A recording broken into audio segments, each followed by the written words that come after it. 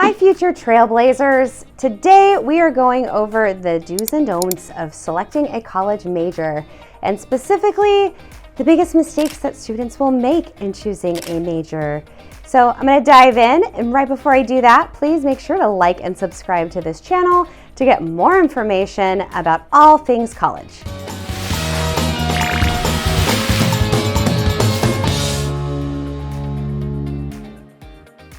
The first mistake students make in choosing a major is picking a major too early or before you're really ready to make that kind of selection. Now, I will say part of the problem with this is how colleges have changed their admissions process.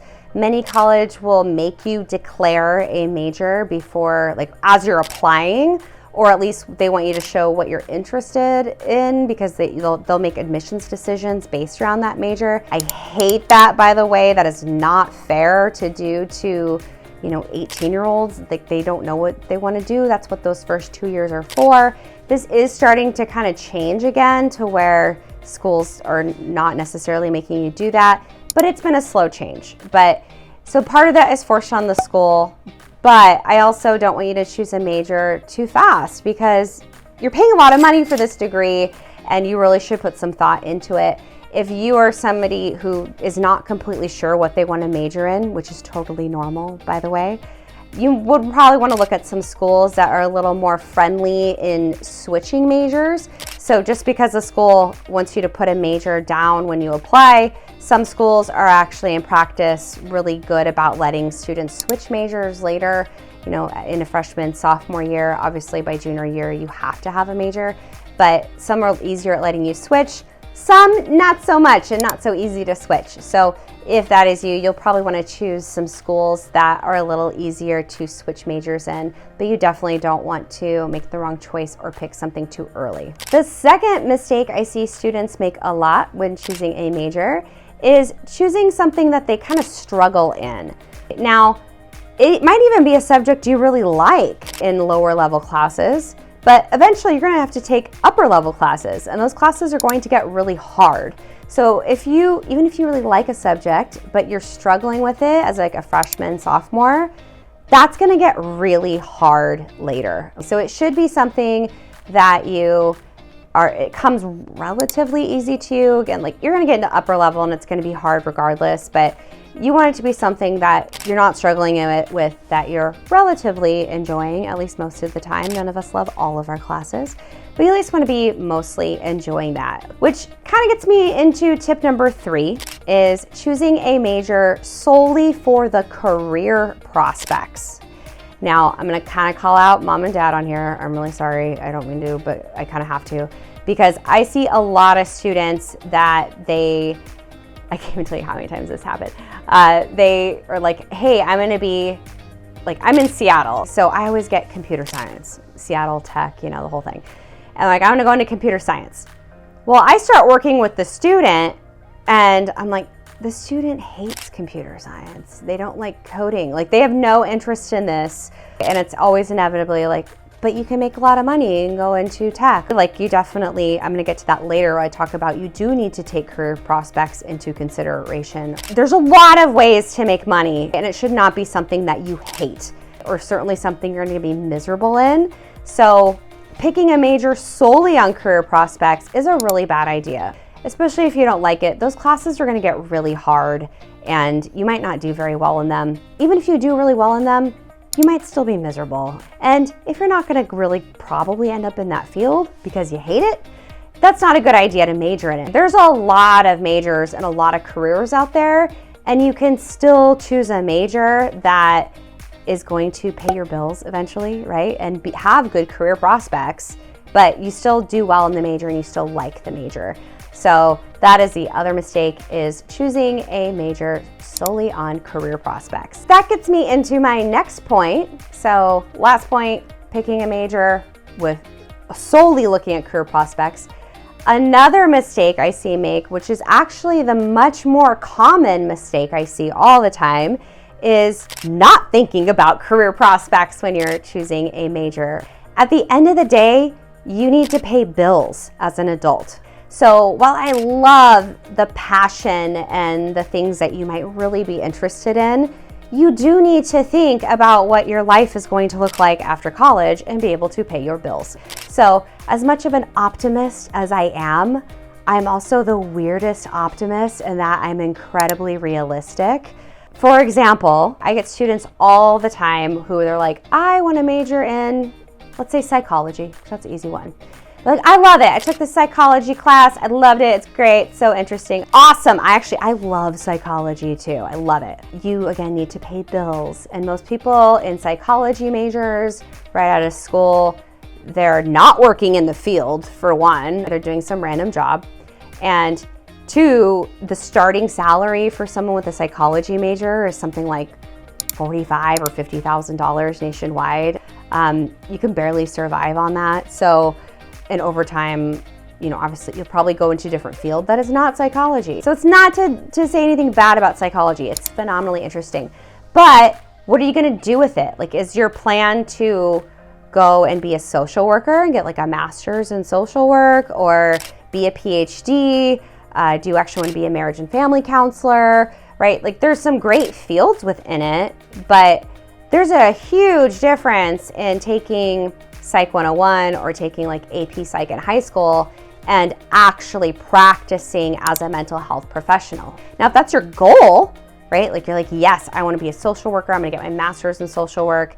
And so you do an undergraduate degree in psychology. That's different. That's great. But if you're like, I don't even know what I want to major in, I really like psychology, so I'm just going to go into that. Bad idea. You need to actually make money. The same goes for like people in the arts. That is awesome. And you can absolutely do that as a major, but you probably need to double major in something else that will pay your bills. For example, I used to work with a colleague who really into acting, and they actually used to own the local Shakespeare company, and twice a year they did plays on Shakespeare, and they love Shakespeare and they love acting in it. I say they because they were actually married. And that's awesome. And they got to do their passion and perform in Shakespeare plays. They loved it. They also had day jobs that paid their bills. So just because you love acting, I'm not saying you can't also major in acting. I'm saying also major in something that will pay your bills. You can always act. That's phenomenal. You should always do those hobbies and those passions, but you got to actually pay your bills as well. So it's finding this balance of something that will pay your bills, but also something that you're not choosing just for career prospects, because as we all know, most people don't actually end up working in their fields of what they major in. So, I mean, I was a law major, so now I do college admissions, and I majored in law. So totally normal, right? I didn't actually end up going to law school. I ended up starting a college admissions company. Random, it was not planned. It was an accident. I fell into it, but that's a useful degree, right? I use the skills from it all the time. So we got to kind of find this balance here of what you're going to major in, and that could be a process in and of itself, but that's what the journey is all about. Another mistake students often make in choosing a major is picking a major based off of their favorite professor. It's actually a very, very common one. You have your teacher, you're like, this is awesome. Here's the thing, right? There's good and bad teachers, there's good and bad professors. A lot of professors can make what would normally be a very boring subject to you really interesting, but at the end of the day, you're gonna have to take that subject with good and bad professors, or ones that don't explain things very well, and you wanna make sure that you're actually in a major that you will enjoy and like, regardless of the professor. So that's one you definitely don't wanna make. And the last mistake students often make in choosing a major is not checking out what that major actually does in real life once they graduate, right? Because going to college and having a major, that's just getting you a baseline of skills, right? There's a lot of different ways to actually use that major. So for example, going back to the psychology example, I don't mean to rank on psychology at all. Again, I love the subject, it's great. But if you're wanting to go into it because you like the subject, but what are you going to do with it? If you're not planning to go get a PhD, become a mental health professional, social worker, something that actually would use that degree, and almost all people in psychology, you have to get some sort of graduate degree, then you probably want to reconsider that. Right? But there's also things like, what does a math major actually do in the real world? You love math. It's a great major. You can do really well in it. But there's a lot of ways that you can use that major. So you want to learn, what do they actually do, right? Or I get this all the time, is like engineering. So I'll have students who are like, I want to be an engineer. And my follow-up question is always like, awesome. What kind? And they're like, I don't know. I just want to be an engineer.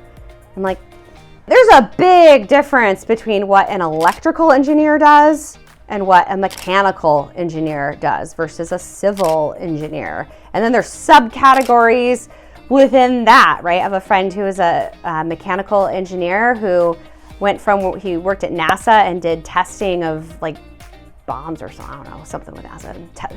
He blew stuff up all day. But then later went and worked for an HVAC company and did mechanical engineering at an HVAC company. Like, totally different thing. You can also design car engines with that. Like, there's so many things within different majors. So I ask students, like, if you want to be an engineer, but what kind, right? Again, in real life, that could be a lot of different things. And you don't need to know that. I'm not putting pressure on you at all. You don't need to know that. You're not supposed to know those answers right away when you're younger. You're going to end up switching, I'm sure, many times throughout your career. But it's something you have to think about. So you don't have to know that you're going to go work for NASA. You don't have to know that you're going to go into aeronautical engineering, which is just a type of mechanical, right? You don't have to know that now. But you do need to know, like, I got to check this out. Maybe I need to do some job shadowing, different internships, doing a lot of different research, try to talk to people who are, electrical, civil, mechanical, like whatever your thing is, and talk to those engineers and see, what are their colleagues doing? What are they working in? And just get an idea of what those kind of prospects are. That way you kind of know a direction and you know where to go and you know where to focus. You are going to have to tell colleges what type of, in this example, engineering, but any major, you're going to have to tell them specifically what you're applying into. So you have to have a rough idea of a direction. And then of course you'll explore while you're in school and while you're figuring out majors. But you want to at least have a rough idea. So again, lots of job shadows, lots of research, lots of interviewing different people in the field, all those kinds of things that can kind of help you have a realistic life outlook of what your career options might be. If you found this information valuable and you're not sure what you might want to major in, you can grab my free guide on choosing a college major and discovering your college major. Link is in the description, and it's just a really relatively simple exercise you can go through to give you ideas of a direction of possible majors to look into. And it's when I go through with my students when they're not sure all the time. So go ahead and grab that guide today and you can start working on what your college